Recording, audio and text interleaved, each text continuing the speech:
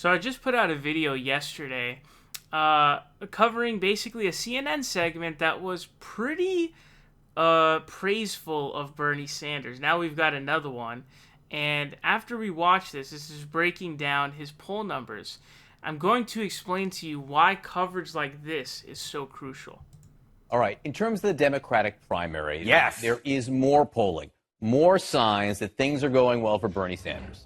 Things are going very, very well for Bernie Sanders. Look at this. In New Hampshire, the second contest, the first primary. Look at this. Now he's up to 29%, clearly leading the field. That's up 14 points. That is a surge going way, way up there. Bernie Sanders in New Hampshire, remember, he won it last time. Not out of the question he wins it again. In fact, he is favored there right now. Something's surging. How about Iowa? Take a look here. Iowa. I don't think you could say that on TV. You just did say it. Energy level. Look at this.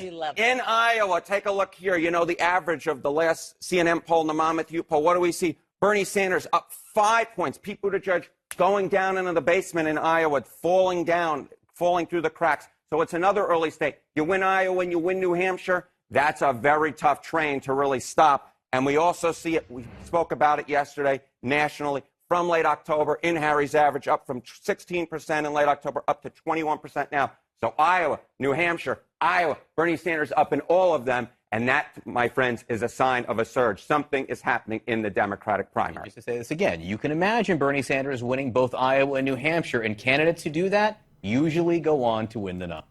This is insane, all right? And I'll tell you why. So typically when they do praiseful coverage of Bernie Sanders, they're not as enthusiastic as this guy.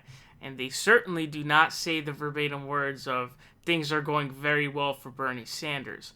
But the reason why this kind of coverage is so fucking crucial is because the mainstream media outlets control the narrative of what's going on. So the narrative of the vast majority of people in the United States' minds are affected and controlled by the mainstream media, right?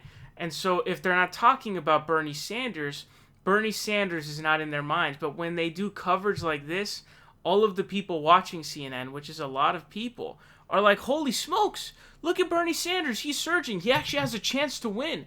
And that changes everybody's brain and the way that they're thinking about stuff. And it's like, holy smokes, Bernie actually has a chance to win. Some people may even be like, who is this Bernie guy? There's few of those people now, but a lot of them be like, damn, he actually has a chance to win. I thought that he was just a crazy socialist who had no chance to win. You know, I might actually vote for this guy now.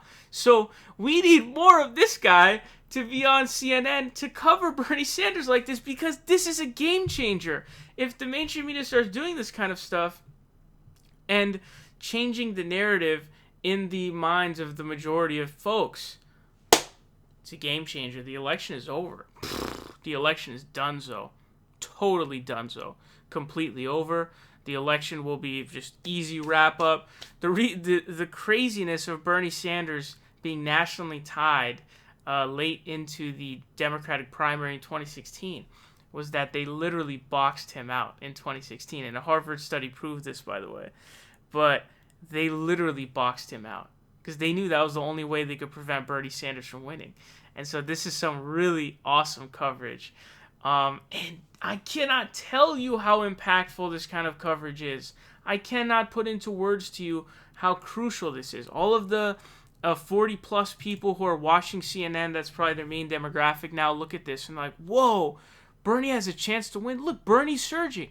And then it changes everything. Changes the game completely. And I don't know if that was a naughty joke of the something surging. I don't know what else it could mean other than a raging boner. Now, I'm not sure if the raging boner would be the dude who's covering this, or if it would be Bernie Sanders, or whose dong would be going rock hard. But I did not expect to see a dirty joke on CNN while covering polling data for Bernie Sanders. But I'm all for it. I think that that's really funny, and I think it's great.